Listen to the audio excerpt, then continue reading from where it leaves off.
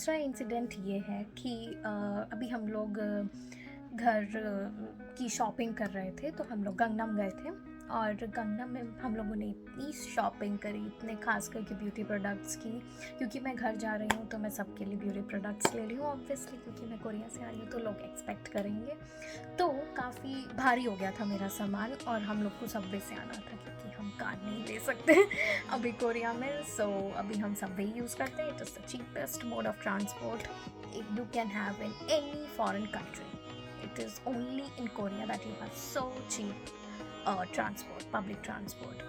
तो हम लोग सबवे से आ रहे थे, और सबवे में ट्रांसफ़र में बहुत चलना पड़ता है, बहुत सीढ़ियाँ हैं। Seoul is the city of stairs, they have lot of stairs. और हम लोग चलते चलते बैंड बज गई थी, और मेरा जो पैकेज था वो भी बहुत ही ज़्यादा हैवी था।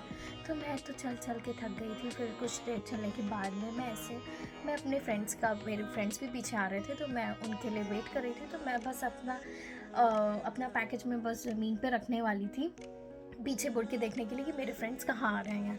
तो जैसे ही मैं अपना पैकेज रख रही थी, वैसे ही एक बूढ़े अंकल आए। उन्होंने मेरे हाथ से वो पैकेज अपने हाथ में ले लिया, और क्योंकि उन्होंने शायद पीछे से देखा होगा कि मैं बहुत स्ट्रगल कर रही थी उस बैग को उठा के लेके जाने में, तो मैं बहुत थक गई थी क्योंकि हम लोग सुबह से निकले थे। तो पता नहीं उन अंकल ने क्या सोचा, वो मेरे पीछे से आए और उन्होंने मेरे हाथ से वो बैग ले लिया। पहले तो मैं डर गई कि कोई मेरा बैग देख के भाग रहा है क्या, बट उन्होंने कहा कि वो मेरा बैग उठा के लेके जाएंगे। तो वो मेरा बैग उठा के, जब तक उन्होंने मुझे ट्रेन में बैठा नहीं दिया तब तक उन्होंने वो मेरा बैग पकड़ा।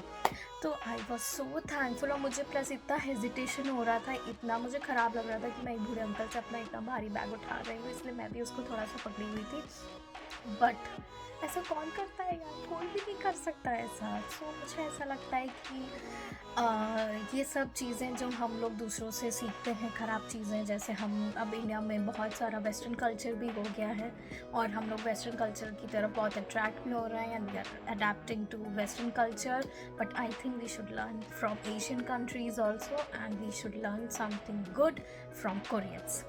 तो सिर्फ और सिर्फ उनका के पॉप और उनका के ड्रामा फॉलो ना करें, but you should know that Koreans are very good hearted people, and we should also try to be like them, क्योंकि हम भी कभी बहुत अच्छे हुआ करते थे।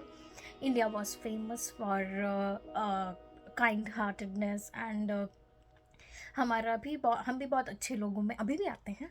तो इसीलिए मैं आप लोगों से ये रिक्वेस्ट करना चाहूँगी कि सिर्फ कोरिया का के पॉप ड्रामा ना फॉलो करें, और ये जानें कि कोरिया की रियल क्वालिटी क्या है।